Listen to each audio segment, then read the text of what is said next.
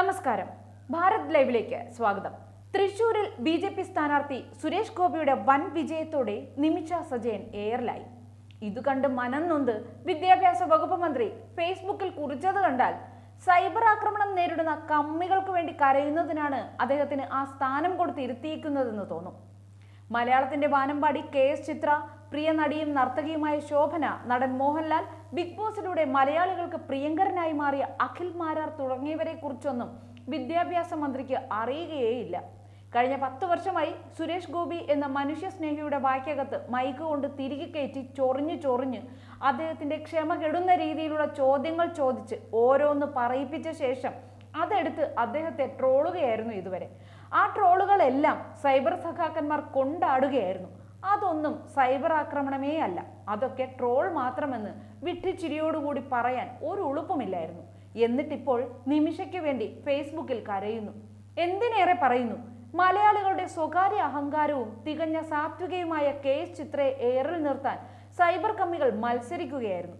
KS. ചിത്രയുടെ തീർത്തും വ്യക്തിപരമായ വിഷയത്തിലായിരുന്നു cyber ആക്രമണം നടന്നത്. ചിത്ര ചാണകത്തിൽ ചവിട്ടണോ, വിളക്ക് കൊളുത്തണോ, ശ്രീരാമനാമം ജപിക്കണോ എന്നതൊക്കെ തികച്ചും അവരുടെ വ്യക്തിപരമായ കാര്യമാണെന്നിരിക്കെയാണ് സൈബർ ആക്രമണം നടത്തിയത്.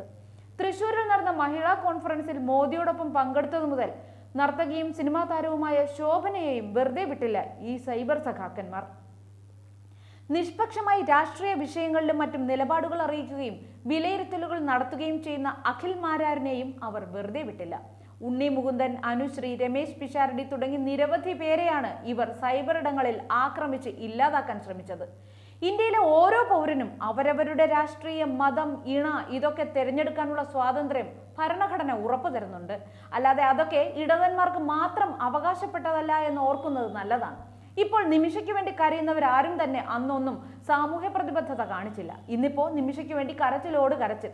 4 വർഷം മുമ്പ് നിമിഷ പറഞ്ഞൊരു പ്രസ്താവനയാണ് നിമിഷയ്ക്കെതിരായ ഇപ്പോഴത്തെ ആക്രമണങ്ങൾക്ക് പിന്നിൽ. പൗരത്വ ഭേദഗതി നിയമത്തിനെതിരെ കൊച്ചിയിൽ നടന്ന ജനാവലി റാലിയുടെ ഭാഗമായി നിമിഷ സജയനും പങ്കെടുത്തിരുന്നു.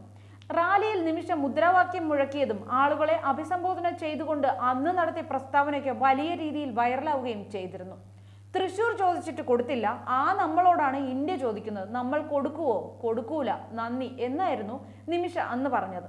അത് ഏറ്റെടുത്ത് സുരേഷ് ഗോപിയെ താറടിക്കാൻ സൈബർ സഖാക്കൾ കാണിച്ച ആവേശം വളരെ വലുതായിരുന്നു. സുരേഷ് ഗോപി തൃശൂർ എടുക്കുമ്പോൾ ബി.ജെ.പി. വീണ്ടും ഇന്ത്യയെ എടുക്കുമ്പോൾ അന്ന് തൃശൂരും ഇന്ത്യയും തരൂലെന്ന് പറഞ്ഞ നിമിഷയെ എയറിൽ കയറ്റാതിരുന്നാൽ അത് വലിയ മാനക്കേടല്ലേ? നിമിഷയെ മാത്രമല്ല, നിമിഷയെക്കുറിച്ച് കണ്ണീരൊഴുക്കുന്നവരെയും എയറിൽ പാറി പറത്തുക തന്നെ ചെയ്യും, ഉറപ്പ്.